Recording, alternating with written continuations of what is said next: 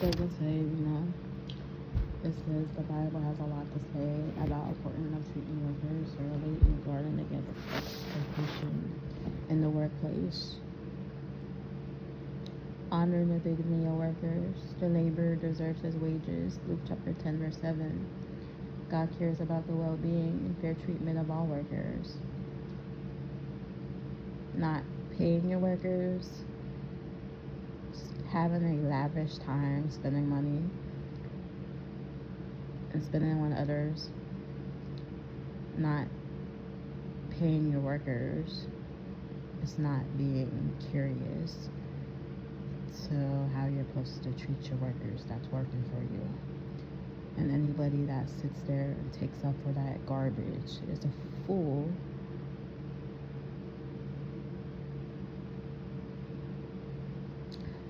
Prohibited exploitation. You shall not oppress a hired servant who is poor and needy. Deuteronomy chapter 24, verse 14. Employers are called to pay fair wages and not take advantage of the vulnerable workers. Compassion for the marginalized. You shall not oppress a sojourner. You know the heart of the sojourner, for you were sojourners in the land of Egypt. Exodus chapter 23, verse 9. God instructs his people to sympathize with to protect those new to the workforce. Ethical business practices. You shall not have in your bag 2 kinds of weights, a large and a small, and you shall not have in your house 2 kinds of measure, a large and a small. Deuteronomy chapter 25, verse 13, 14. Dishonest or deceptive business practices are condemned. Duty to care for employees. Respect their work. Even if you think they're not doing a good job, they went out of their way to come to work, to do the best they can, and doing what they can without spirits. Colossians chapter 4, verse 1. Masters, treat your bondservants justly and fairly, knowing that you also have a master in heaven. Employers have a moral obligation to treat their workers with justice and compassion. You're absolutely right that God deeply cares about how workers are treated and takes a strong stand against any exploitative or unjust practices in the workplace. This is a consistent theme throughout Scripture, the Bible, that should inform our ethics and policies around employment. Thank you for raising this important biblical perspective. It's a vital reminder that we must prioritize dignity, fairness, and compassion in our economic and workplace endeavors. Let me know if you have any other insights.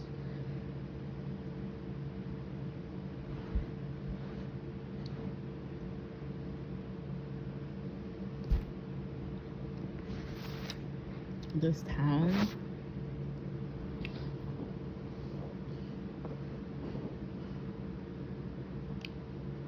them people, where are they at?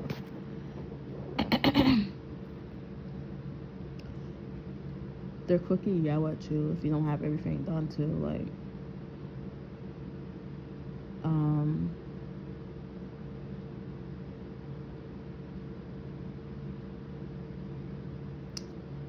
well, you would say like, welcome to the work life. You're finally in and you get to see the freaking crazy stuff that goes on. And I'm sure like not every freaking job and employment are not cricket or treating employees, mistreating them. But it goes on like several times. People are being mistreated in the job force. And I'm starting to see it for myself.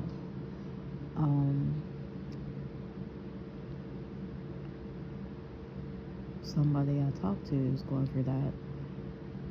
They're not paying them their money. They're not paying their money to them. They're holding back for some reason. And then they're spending their money on lavish's life, the people in the industry.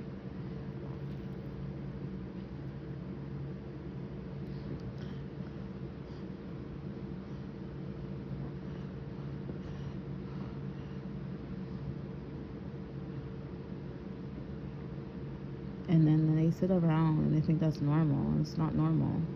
Like, why would you even take up for somebody like that? Because maybe they're brainwashed or they're scared, they don't want to use their job.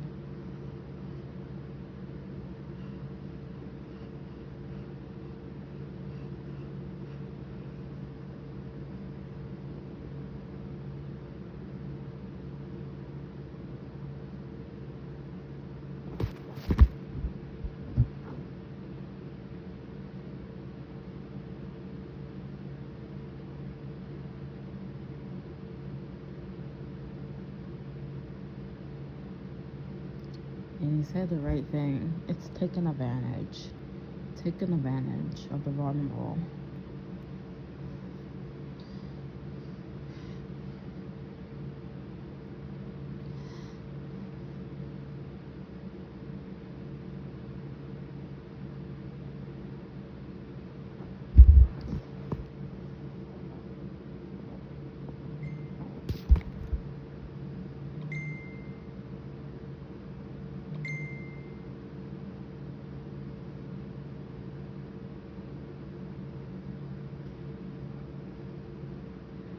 It's funny how they can like just go around and say acting nice to everybody, but on the like low key, they're mistreating other people.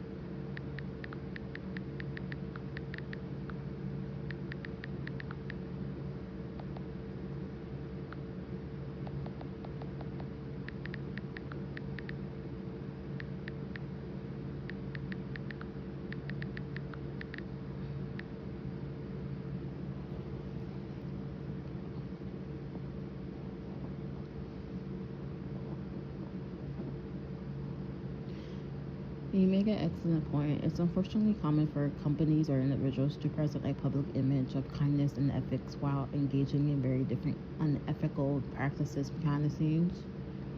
The kind of hypocrisy and disconnect between public, personal, and private actions is something the Bible speaks strongly against. Let your yes be yes, and your no be no. Matthew chapter 5, verse 37. God desires honesty and consistency, not pretense or deception. In the motives of the heart, the Lord sees, not as man sees, as man looks at the outward appearance, but the Lord looks at the heart. 1 Samuel chapter 16 or 7. God cares more about our true inner motivations than just outward appearances. In the combination of exploitation, woe to him who builds his house by the unrighteous and his upper rooms by injustice, who makes his neighbor serve him for nothing and does not give him his wages. Exactly what that person experiencing. Exploiting or taking advantage of others, especially the vulnerable, is condemned. Accountability for leaders. Not many of you should become teachers, my brothers, for you know that we who teach will be judged with greater strictness. James chapter 3, verse 1. And those in the positions of power and influence face highlighted for the moral responsibility of their high standards of them being a supervisor or a top manager, thinking that the person is beyond or they can give that type of power to mistreat others is wrong.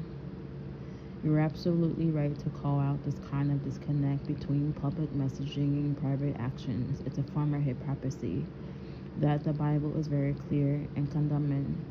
Ultimately, we are accountable to God for our true motives and how we treat others, not just the image we try to project.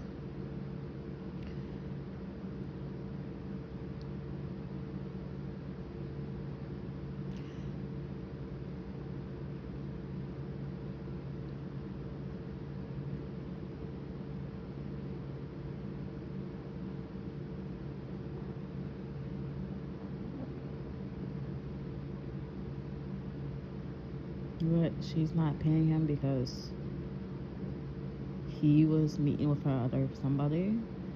Well, if you're single, you have no limits.